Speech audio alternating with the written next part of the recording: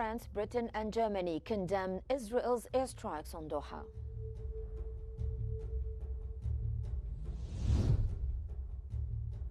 Seven people die from hunger and malnutrition in Gaza over the past 24 hours.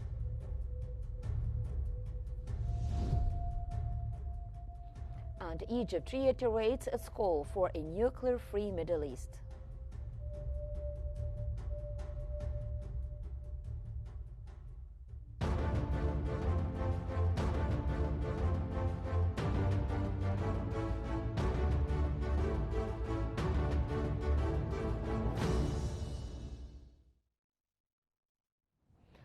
France, Britain and Germany have condemned Israeli airstrikes on Qatar's capital Doha in a joint statement.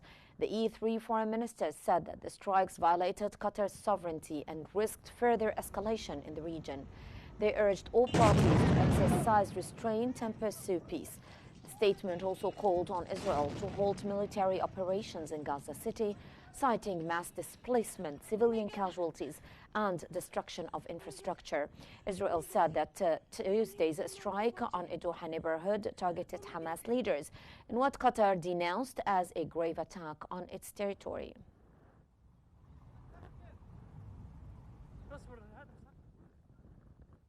Qatar has confirmed that it will host an emergency Arab Islamic summit on Monday following Israel's strike on its territory. Foreign Ministry spokesman Majid al-Ansari will discuss a resolution condemning what he called Israel's cowardly aggression. He added that the timing reflects broad Arab and Islamic solidarity with Doha and rejection of Israel's state terrorism.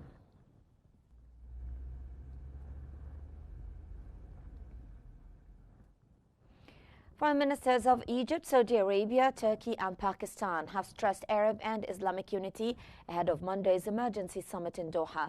In phone talks, the ministers called for continued coordination in politics, diplomacy and economics to safeguard regional security. They said that solidarity is vital, all this at this critical moment as the region faces escalating tensions.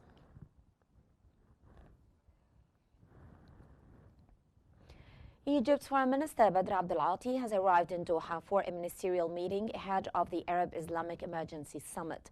The preparatory gathering was called after Israel's attack on Qatar and seeks to forge a unified stance among Arab and Islamic states. Ministers are expected to discuss urgent measures of solidarity with Doha and coordinate positions before leaders convene at the summit. Abdel-Ati reaffirmed Egypt's support for Qatar and the importance of collective action to defend regional stability.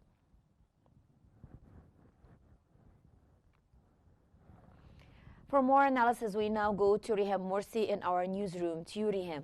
Thank you, Heather. To help us analyze the situation, we're now joined from Cairo by Al-Ahram Weekly Managing Editor Khaled Dawood. Thank you, sir, for joining us here on Qnews. So firstly, let's start off by asking, how does Israel's intensified airstrikes in Gaza, especially in the densely populated areas like Sheikh Radwan, affect the legal and moral debate around civilian protection under international law? Well, I think, Riham, we are going through very tough times in terms of Israel challenging the whole world, particularly after the recent attack against Qatar, against Doha, a country that plays a key role in peace negotiations. The Israeli Prime Minister has been acting as if nothing has changed. There is no world condemnation for this sort of behavior, and he continues to work on his plan to inflict massive damage and the suffering on the Palestinian people living in Gaza City by continuing those inhumane strikes against basically empty buildings. And the Israeli justifications are totally ridiculous, because basically they're saying these towers and buildings in Gaza are being used for surveillance, and there's no any logic in claiming that after 2 years of war and bombardment, the Israelis suddenly discovered that those buildings are being used by Hamas militants, as they allege. It's obvious the Israelis and the Israeli Prime Minister is continuing with his extremist plan to push the people of Gaza City to move south as part of a larger plan to force the Palestinians to evacuate their homeland and to implement this so-called the voluntary evacuation or deportation of the Palestinians, while in reality, by this continuous bombing, by the policy of starvation and preventing Palestinians from getting any humanitarian aid, the Israelis are basically ignoring this international outcry, the increasing number of countries that are recognizing the Palestinian state and issuing statements describing the Israeli Prime Minister for what he is, together with his extremist ministers as basically war criminals. They are suspected war criminals wanted by the ICC, and the continuous crimes and bombings in Gaza City over the past few days confirms the sense of impunity in which the Israeli Prime Minister continues to act. And unfortunately, this is happening under the watch of U.S. President Donald Trump, who continues to insist that let's not forget about October 7, while the rest of the world say, yes, they might condemn October 7, but since then, the Israeli war crimes cannot be justified. The killing of Palestinian people on this massive scale cannot be justified. And the entire world is telling Israel to stop this war. But as we can see, the Israeli Prime Minister continues to act with indifference and a sense of impunity. Well, now, sir, hundreds of deaths are attributed to now hunger and malnutrition due to the mass starvation, the forced mass starvation on blockade of the Gaza Strip in general. How has this contributed to the sense of urgency when it comes to the famine in Gaza? And what can aid agencies do to force the Israelis' hand, I suppose, to feed the people of Gaza? Well, I think, Reham, it's very obvious that if the world is to act in any way, the priority should be for bringing an end to this war. Otherwise, the suffering of the Palestinian people will continue. I mean, we can see the Israel statements that are being made by the Israeli Prime Minister Benjamin Netanyahu and his Defense Minister Israel Katz, that the operation is just beginning and that it will continue with a ground operation. The Israelis are highlighting that nearly 250,000 Palestinians have been forced to flee from Gaza City, but not necessarily towards the southern area that the Israelis dubbed as so-called humanitarian zone, but they're going to West Gaza, they're going to East Gaza. But at the same time, the Palestinians recognize that basically there is nowhere to flee to because all of Gaza has been destroyed, and the Israeli army, even themselves, they declare that they are already in control of over 75% of Gaza.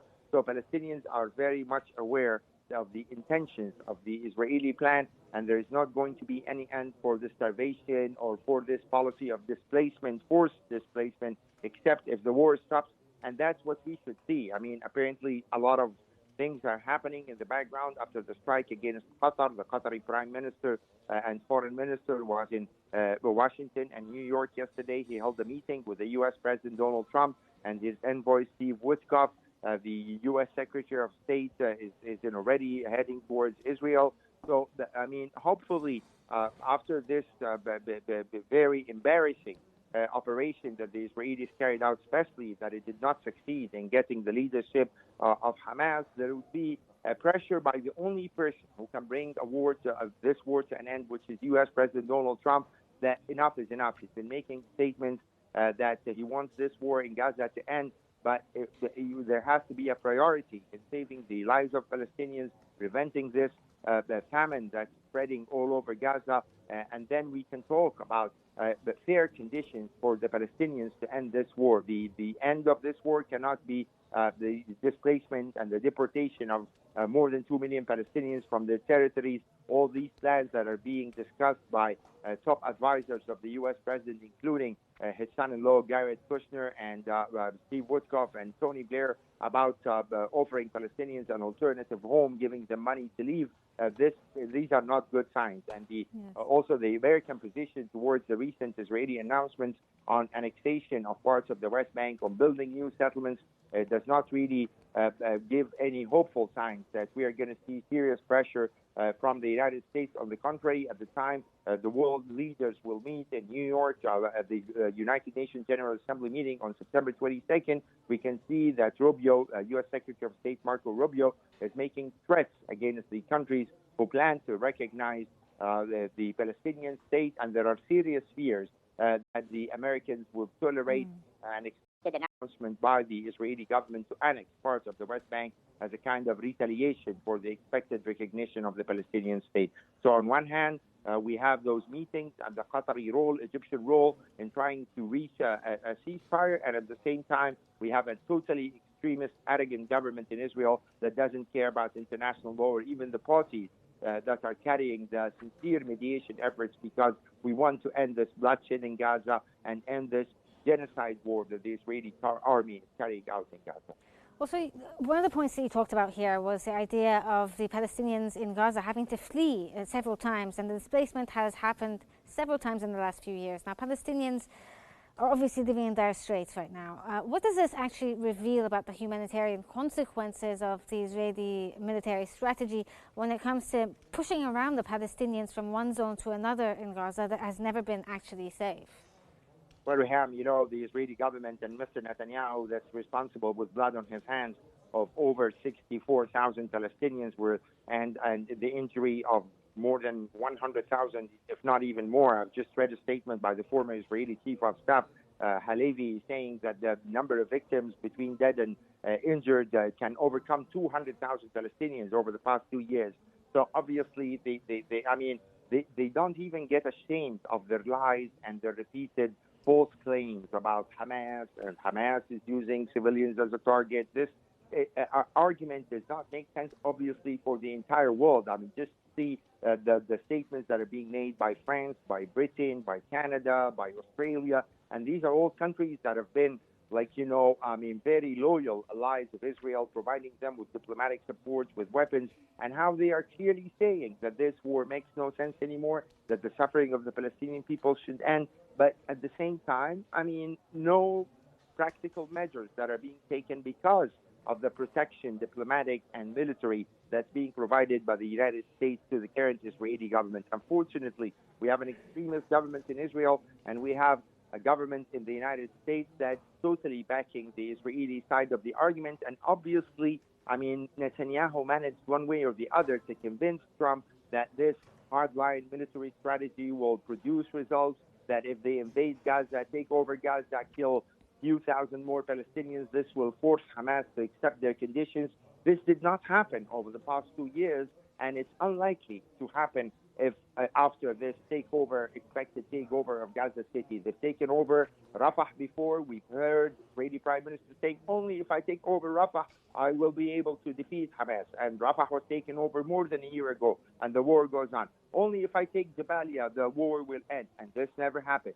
And unfortunately, it seems that Trump is buying into the arguments of the Israeli Prime Minister, but hopefully the world anger following the attack against Doha, Qatar, will bring the U.S. president to tell the Israeli Prime Minister that he has had more than enough time, killed more than enough people, resulted more than enough suffering the world hasn't seen at all in our modern times, and there must be an end for this war and negotiations, serious negotiations on a permanent settlement that does not include at all the possibility of forcibly deporting more than 2 million Palestinians from their home. This is not the problem. The problem is the Israeli racist occupation of Palestine, whether in Gaza, the West Bank, or East Jerusalem. And this is what the world wants to discuss, and not just the Israeli version of the story that October 7th justifies everything. October 7th, the attack by Hamas has been condemned by many world countries, but this does not deny Palestinian rights, the Palestinian suffering, and the war crimes that are being committed by the Israeli government and army. Okay, thank you so much. That was Khaled Dawood from Cairo, Al Ahram Weekly Managing Editor. Thank you for joining us here on Q News. And now we go back to Heather Hamalawi in our studio. Thank you so much, Riham. Back again to our news bulletin. The health officials in Gaza said that 7 people have died of hunger and malnutrition the past 24 hours alone. The Palestinian Health Ministry reported the death toll from the starvation in Gaza has now reached 420, including 145 children. Officials warned that the crisis is worsening as shortages of food, medicine and fuel persist under Israel's blockade and ongoing military operations. Aid agencies have repeatedly called for urgent humanitarian access to prevent further loss of life.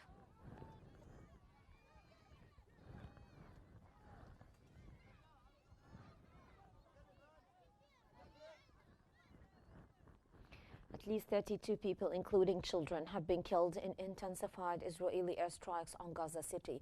The medical staff at Al-Shifa hospital confirmed the deaths, saying that entire families were wiped out in the Sheikh Radwan neighborhood. Israel claimed that the area was a Hamas stronghold, but many civilians had refused evacuation orders, citing repeated displacement and lack of safe shelter. Witnesses described homes reduced to rubble as rescue workers pulled bodies from the debris.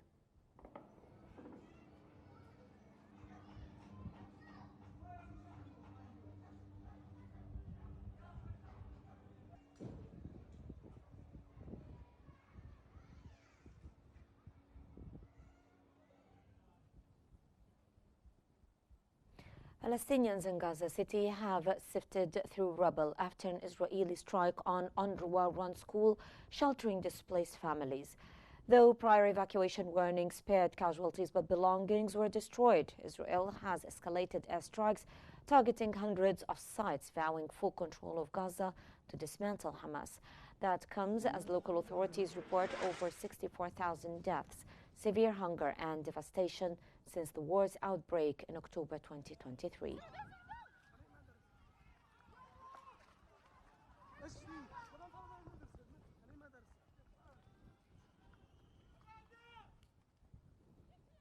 Palestinians are fleeing Gaza City in large numbers, moving southward to escape intensified Israeli bombardment. Images show families crowded onto trucks and donkey carts alongside Al-Rashid coastal road in central Gaza. Many are leaving northern areas after renewed Israeli strikes, seeking shelter further south despite fears that there is no safe place left. The UN says that repeated displacement is worsening the humanitarian crisis, with limited access to food, water, and medical care.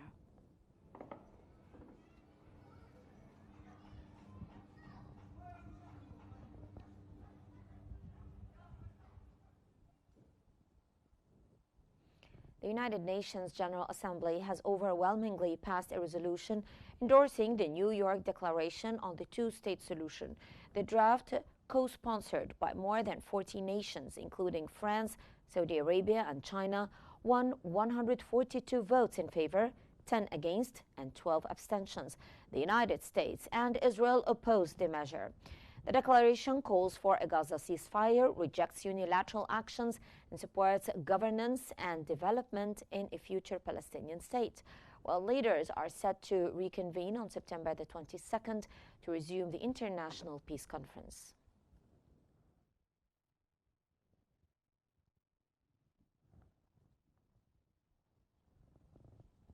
Egypt has welcomed the UN General Assembly's adoption of a resolution endorsing the New York Declaration on implementing the two-state solution.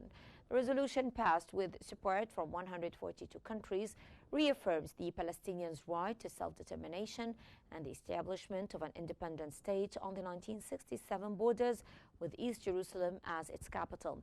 Cairo said that the broad backing reflects overwhelming international support for Palestinian rights. Egypt urged all nations to work towards implementing the declaration's outcomes to revive peace efforts and end the Israeli aggression. It stressed that peace cannot be achieved without a Gaza ceasefire and an end to what it called Israel's use of siege and starvation to force Palestinians from their land, and a policy that Egypt firmly rejects.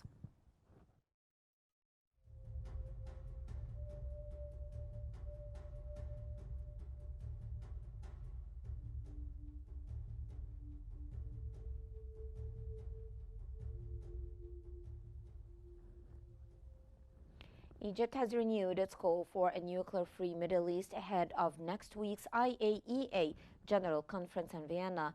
In a statement, Cairo urged all regional states to join the Nuclear Non-Proliferation Treaty and place their facilities under full IAEA safeguards, stressing the need for transparency and an end to double standards in dealing with nuclear programs. Egypt highlighted its long-standing support for creating a nuclear weapon-free zone since its 1974 UN initiative, saying that the move is vital for regional and global security. It also cited the binding 1995 NPT Review Conference resolution on the Middle East, warning that failure to implement it undermines the treaty's credibility and fuels the risk of an arms race.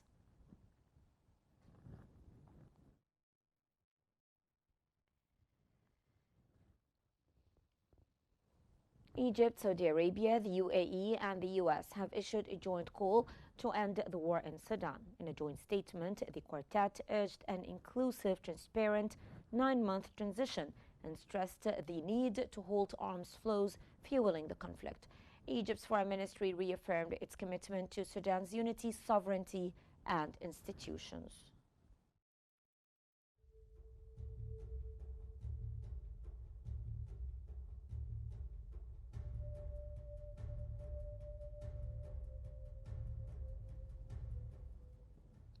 Yemen's Houthis said that they launched a ballistic missile at sensitive Israeli targets in Jaffa. The group said that the weapon was a hypersonic multi-warhead missile and that the operation succeeded. Israel's army said that it intercepted a missile fired from Yemen towards its territory.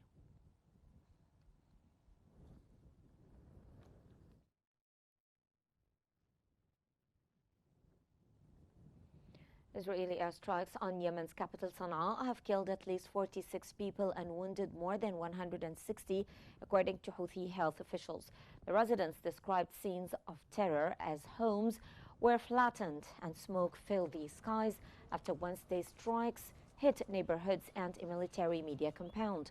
Bulldozers worked through the debris as families mourned the victims and demanded justice.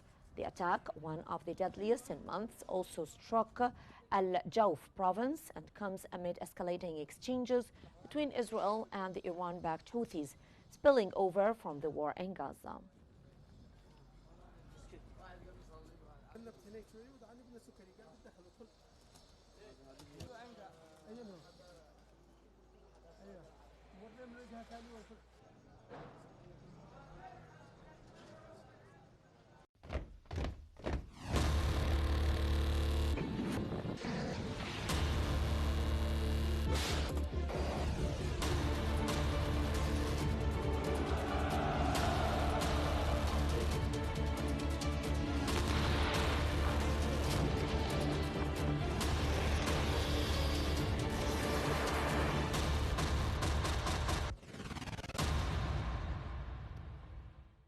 The United States has vowed to defend NATO after a suspected Russian drone incursion into Poland triggered the alliance's first defensive action since the Ukraine war began. At the UN Security Council, acting U.S. envoy Dorothy Shea said that Washington stands by its allies against what she called alarming violations of NATO airspace. Her remarks came after President Donald Trump suggested the incursion may have been a mistake. Poland rejected that, showing photos of downed drones with Russian markings. Russia denied targeting Poland, insisting that its drones could not have reached that far. A joint statement backed by 43 nations accused Moscow of violating international law. Full-scale invasion on Ukraine in 2022, that Polish territorial integrity has been purposely. The United States and its allies have condemned Russia over a drone incursion into Poland, accusing Moscow of violating international law. In a joint statement read before the UN Security Council, Poland's Secretary of State Marcin Bosaki urged Russia to halt its war in Ukraine and avoid further provocations. The statement was backed by Washington and 42 other countries. President Donald Trump said earlier that the drone incident could have been a mistake, but allies insist that it marks a serious breach of NATO airspace. And my government, Poland. We are here to express our grave concern and to draw the attention of the international community to yet another. Poland's foreign minister said that Russian drones violating its airspace are part of a pattern, urging allies to show Moscow there are limits. Radolfo Sikorski told reporters in Kiev that NATO must collectively stop what he called Russia's hybrid war. Poland and allied jets shot down drones on Wednesday in the alliance's first defensive action of the Ukraine war. Russia denied deliberately targeting Poland, but he rejected U.S. President Donald Trump's suggestion that it may have been a mistake, saying that a 7-hour air battle cannot be explained away. Ukraine has offered to share its drone defense expertise with talks set for September the 18th. Suggestion that this was premeditated. And they did damage to property. Fortunately, nobody was killed. France has deployed 3 Rafale fighter jets to Poland to help protect NATO airspace after Russian drone incursions. President Emmanuel Macron said that the jets, along with personnel and equipment, became operational on Friday. The move comes after Poland, with NATO support, shot down suspected Russian drones that violated its airspace, the first such incident involving an alliance member since the war in Ukraine began. NATO has now launched Operation Eastern Sentry to reinforce the defense of Europe's eastern flank.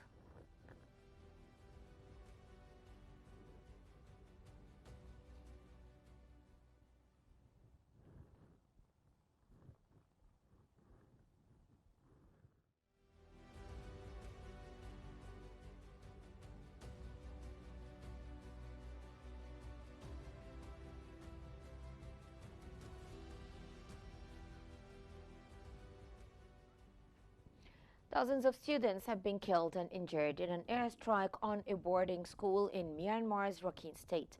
Reports say that at least 22 students died when the Myanmar military bombed a school in the rebel-held town of Kiktau. Video showed blood-stained debris at the site. The UNICEF condemned the attack as part of a growing pattern of violence, urging all parties to protect civilians and schools under international law.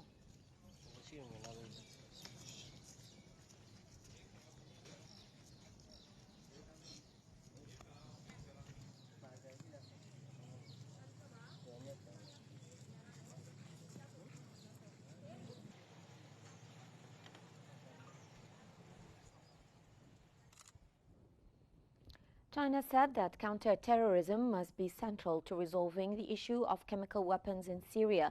Speaking at the UN Security Council, envoy Zheng Chanong warned that terrorist groups entrenched in Syria pose a grave threat and must not be allowed access to chemical weapons. He urged Syria's interim authorities to comply fully with the Chemical Weapons Convention and ensure destruction efforts are verifiable. He linked progress on the issue to a wider political solution, calling for inclusive dialogue, national reconciliation, and protection of all Syrians' rights. Beijing said that it stands ready to work with all sides to restore peace and stability in the country.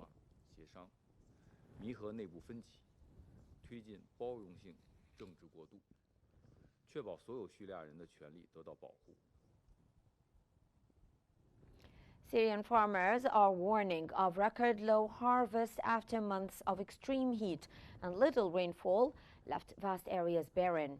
In Homs province, once known as Syria's breadbasket, fields of wheat, olives and corn have weathered amid a prolonged drought. Farmers say that dwindling wells and water diversion from Mount Hermon have worsened the crisis, leaving them able to plant only a fraction of their land. The northeastern Syrian part, the country's traditional grain hub, is also suffering, with even centuries-old olive trees drying up. The collapse in yields threatens local livelihoods and food security across the war-ravaged nation.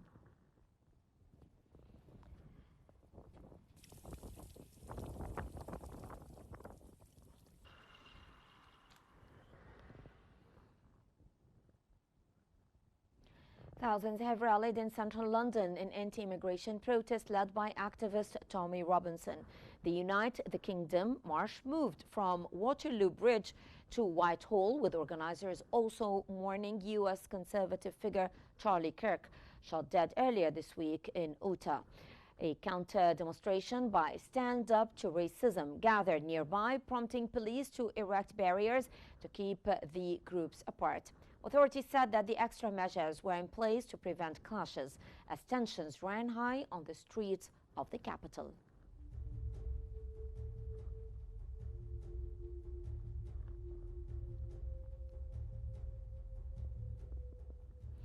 That brings us to the end of our news bulletin. Here is what we have been covering.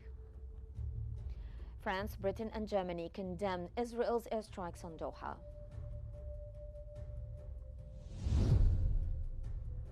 Seven people die from hunger and malnutrition in Gaza over the past 24 hours. Egypt reiterates its call for a nuclear-free Middle East. And this concludes our news bulletin for the hour. Don't forget to follow Q News on YouTube, Facebook, X, Instagram and TikTok at Qnews EG to always stay informed. I'm Hala Al-Hamalawi. Thank you for watching.